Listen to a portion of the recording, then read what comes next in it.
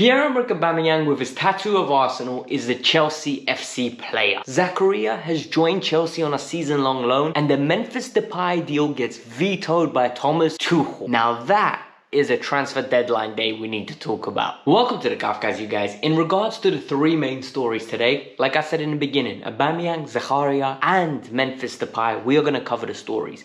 There have been interesting transformations in Billy Gilmour officially leaving Chelsea for a fee that blew my mind. Ethan Ampadu going up to Spezia once again. Harvey Vale signing a new contract and going on loan. And finally, Michy Batshuayi, my bro, I'm going to miss you. He's gone as well. Let's get into this video. It's a lot to talk about. It's been a crazy window. It's late. And let's get into a nice detail. So if you guys have appreciated my work this year, if you've appreciated my work this summer where I've been bringing you all the latest news, all the transfers from head to toe, and boy have there been a lot. Hit the like button, subscribe to the channel, and let me know your thoughts, okay? And in the pinned comment is my Instagram. Hit me up, follow me, and yeah, ask me as many questions as you want in the DMs. Let's move on with the stories. What's been going on? It's been crazy. I think we need to start with Mr. Memphis Depay. So Memphis Depay has been available all summer. All summer Memphis Depay has been offered to everyone in Europe. And it's been primarily led by his agent. His agent has been driving this consistently because Barcelona no longer want him. Xavi doesn't want him.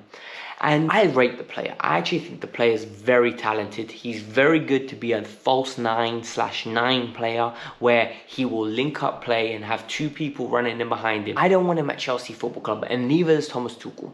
So with 3-4 hours left, it's come out that Memphis Depay is linked with Chelsea. I didn't believe this because why would it just become available? Well, it's been the intermediaries that were trying to push it and Memphis Depay's agents. The Juventus deal broke down. Chelsea refused it. This was never even close. This move was not on. As I said earlier, Pierre-Emerick Aubameyang is a blue. Pierre-Emerick Aubameyang is a Chelsea player and he's on a 2-year deal with 1 year if he plays a percentage of games in the second half. I saw him on the Sky Sports News. He looked perfectly fine. Nothing wrong with his jaw. I don't know what the issue potentially could be. He looks ready to play and it's something that we're just going to have to wait with. If you don't know my views on what I think of Pierre-Emerick Aubameyang, go and watch my earlier video where I go into detail about how I think he might struggle, but hopefully I'm wrong. I think the player is a good player, but it just does not suit the creativity of our system. Let's get on with the difficult part and the move that came out of the blue. Now we need to talk about Zakaria. So we have been in a little bit of a limbo, right? Initially, we didn't need a midfielder. We did not look for a midfielder. We believed Ruben Loftus-Cheek, Jorginho, Billy Gilmour, Conor Gallagher, Kova and Kante, the 6 of them could potentially be enough. Then it was very evident that Billy Gilmour was never even in the running. He was going to move on. Conor Gallagher gets suspended. Ruben, Kova and Kante are consistently injured, leaving us with just Mr. Jorginho. Chelsea went after Zakaria, weren't interested in him, and then they went after Alvarez. Ajax were not selling Alvarez. They doubled down on it, tripled down on it, and they didn't need the money. They let go of so many players this summer. Gravenberch, Anthony, Martinez. I think they acquired nearly more than 200 million euros. So selling Alvarez was never even considered from them. Now Chelsea are going after Mr. Zakaria. So Zakaria was apparently the 3rd on the list. The first choice was Declan Rice. Second choice was Alvarez. Third choice was Zakaria, then Sangare. And this is very interesting for me. And this makes it very worthwhile for us to consider what actually meant by this move, right? Because the player's a good player. Don't get me wrong, he's a good box-to-box. He was very talented and very touted highly when he was at Borussia Mönchengladbach. Went to Juve, didn't work out at all. He was very injured. He's consistently been injury prone. And yet, it's uber frustrating that Chelsea panic buyed. Do I think he's going to be good for Chelsea? I don't know. I don't know enough about him. I don't. I've watched clips and that's as far as I can go. So, I think we just need to be realistic. I think we need to be honest and we just need to give him time. It looks like he's going to be available for this weekend and we will see whether he plays. I don't know how you lot feel. Let me know in the comments below. So Billy Gilmour's gone now, and he's gone for £9 million.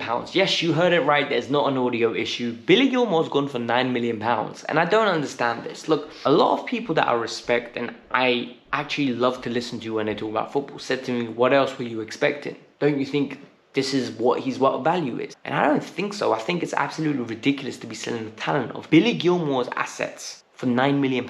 Aston Villa are asking for £32 million. They rejected a £25 million for Luis, who has a year left on his deal. Billy has 2 years left on his deal. I know he had a poor stint in Norwich, but doesn't make him a bad player. He'll go to Brighton, he will flourish, and like I said before, he'll be worth £50 million one day. Mark my words, he's going to have a great illustrious career under Graham Potter. He played Al Ghazi, he played Basuma, he's playing Salcedo now. He has developed so many players in that double pivot, and Billy's going to be no other. He is going to reap the rewards of being under a great manager that plays attacking football and that has a system in place that suits Billy's style. I think he's going to flourish there. Now to wrap up from the final 3 deals, and these 3 deals are very interesting. Ampadu's gone back on loan to Spezia, and he was never even in the running, in my opinion, to be a Chelsea player. So he never got the fair opportunity after Conte. He's consistently been going out on loan, but there is a plan evidently, because a lot of these players are going on loan with no options to buy. I think this is a ploy to wait for the director for football to come in, and then we will find out who it is. And once we find out who it is, we're going to invest into the youth or sell him on. I think that's going to be the solution. So Ampadu's in Serie A. He had a lot of suitors, but he selected them. Harvey Vale signed a 4-year deal after he only had 9 months left on his contract.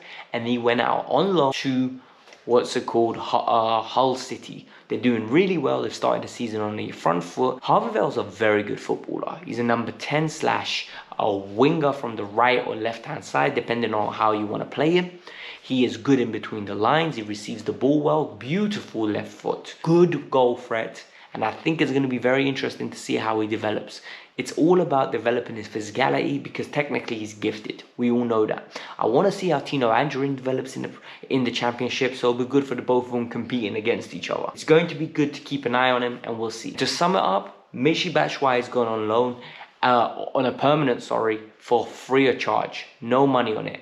But that's all we need to say. He's gone to Nottingham Forest. Good luck to him, Michy. I hope you be banging goals there, bro. You know how much I love you. But it is what it is. People, today did not turn out to be the window that we all expected it to be. But Pierre-Emerick Aubameyang and Zakaria, welcome to the club. Memphis, enjoy Barcelona, my bro. Maybe one day you'll join Chelsea. And the other, it's moves that had to happen, right? So this was the Kavkas View. I hope you lot enjoy it. Hit the like button, subscribe to the channel. And tomorrow there will be a match preview for the West Ham game. And after that, we're going to be pursuing on with regular content. Match reviews, previews, and any news that you need to know about the club that you love or the club that you just enjoy to come and watch me talk about. Hit the Kavkas View. Bye.